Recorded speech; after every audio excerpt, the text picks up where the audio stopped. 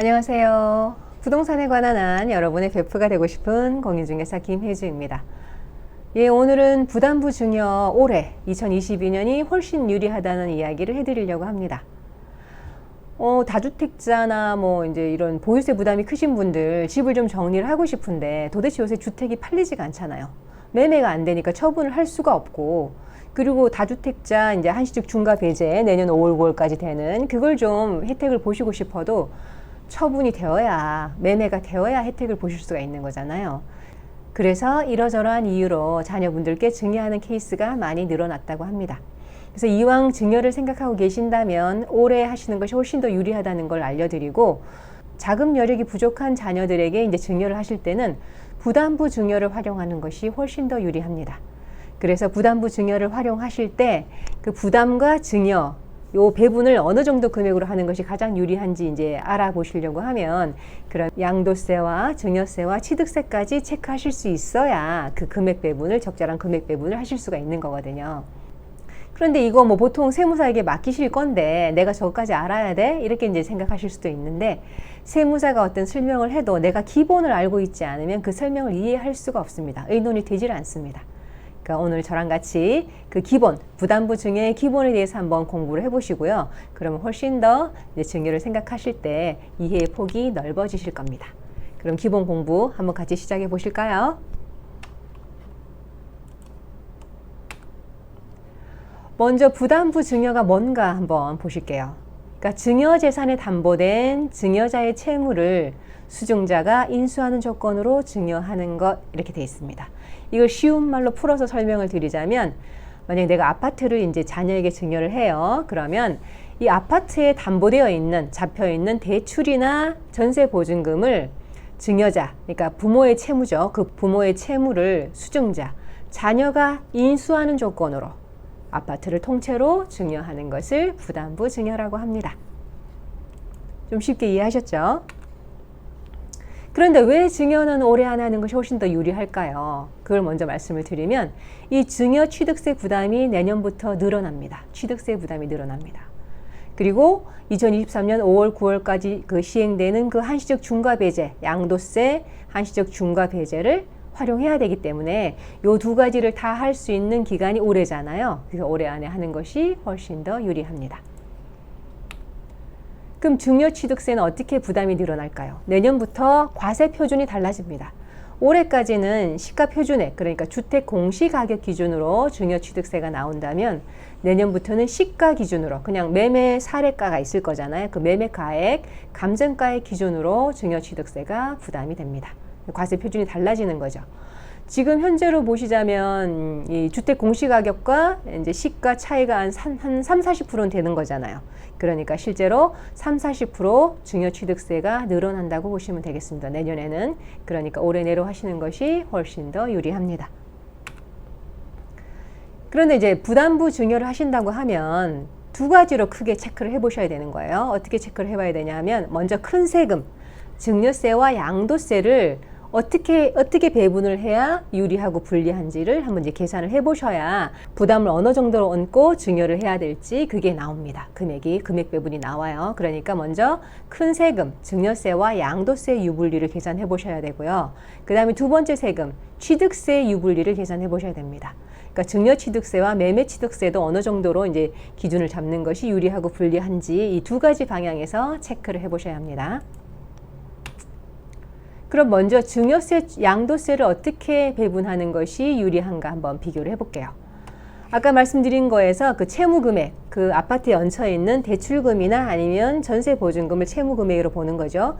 그 채무금액에 대해서는 증여자, 부모가 양도세를 부담합니다. 그러니까 부모의 채무를 자녀에게 양도하는 것으로 보기 때문에 그 부분에 대해서는 부모가 양도세를 부담합니다.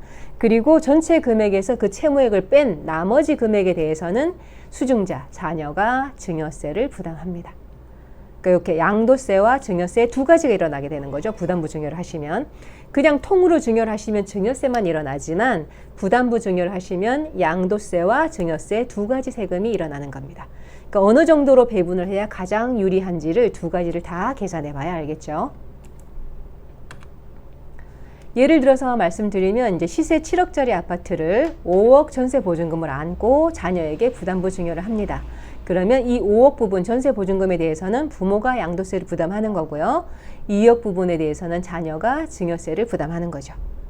그러니까 부모가 양도세를 부담하게 될 테니까 부모가 어떤 상황인지가 중요하겠죠. 이 부분에서는 만약에 부모가 1주택자이고 비과세라면 이 전세 보증금이나 대출을 최대한 늘리는 게 유리하겠죠. 부모가 아예 양도세를 안 낼 거니까, 안 내고 그 나머지 차액에 대해서만 자녀가 증여세를 낼 거니까 부모의 부담을 최대한 늘리는 것이 유리하겠죠. 예, 그러니까 부모가 비과세인지 그리고 조정지역의 다주택자인지 이렇게 여러 가지 상황을 고려해서 이 부담 금액을 얼마나 늘리는 것이 중요한가를 이제 결정을 하는 겁니다. 그리고 이 조정지역의 다주택자라면 양도세 한시적 중과 배제를 활용하셔야겠죠. 이렇게 해서 양도세를 계산해 보시고 이제 어느 쪽이 더 유리한지를 이제 생각해 보시면 되겠습니다. 그리고 두 번째 세금, 취득세를 이제 비교해 볼 줄 알아야 된다고 했잖아요. 그래서 취득세를 한번 알아보면 먼저 유상취득분, 그러니까 그 채무 부분은 양도로 본다고 했죠. 부모가 양도세를 낸다고 했죠. 그 부분에 대해서는 매매취득세율이 적용됩니다. 그러니까 어차피 취득세는 수증자가 내는 거니까, 그 자녀가 내는 거니까 취득세를 두 가지로 나눠서 내게 되는데 둘 다 자녀가 부담하게 되겠죠. 그러니까 이 채무, 부모가 채무를 부담하는 부분에 대해서는 양도세를 부담하는 그 채무 부분에 대해서는 매매취득세율이 적용이 됩니다. 지금 현재 매매취득세율은 1에서 3%잖아요. 그리고 중과가 된다면 8%, 12%로 중과가 되겠죠.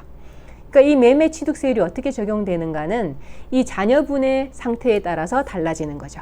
자녀의 주택수가 몇 채인지, 지금 이게 첫 번째 주택인지 아니면 두 번째, 세 번째 주택인지에 따라서 달라지고요.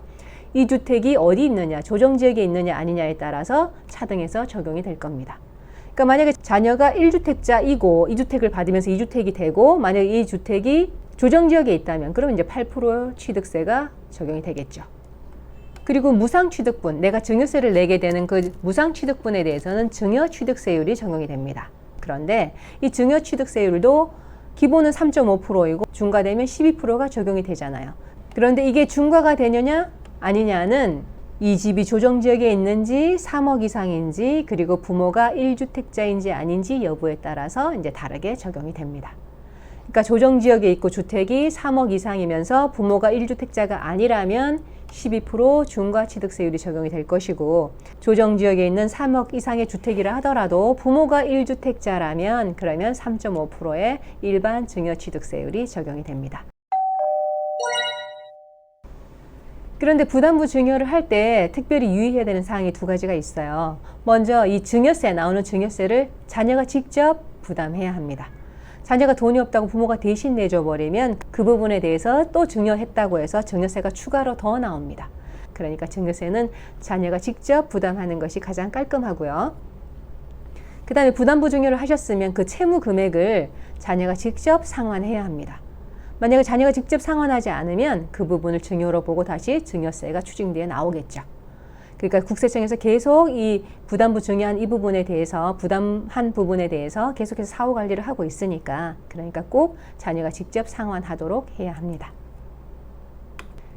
그리고 하나 더 이제 유념하셔야 될 것이 세법에는 증여 추정이라는 규정이 있어요. 그래서 특수 관계자 간 그러니까 배우자 아니면 부모 자식 간 이런 특수 관계자 간의 거래는 무조건 증여로 추정합니다. 우리는 매매했다고 주장하고 싶어도 기본적으로 국세청에서 증여로 추정을 합니다. 그래서 만약에 부담부 증여를 했는데 내가 아까 7억짜리 아파트에서 5억을 이제 부담하는 걸로 해서 부담부 증여를 했는데 이 수증자가 자녀가 전혀 소득이 없어요. 이 5억에 대한 이자나 이런 걸 감당할 수 있는 그런 능력이 없다라고 하면 그 5억을 유상취득으로 인정해주지 않고 그냥 부동산 전체 7억에 대해서 전체 다 증여한 것으로 보고 증여세를 부과를 합니다.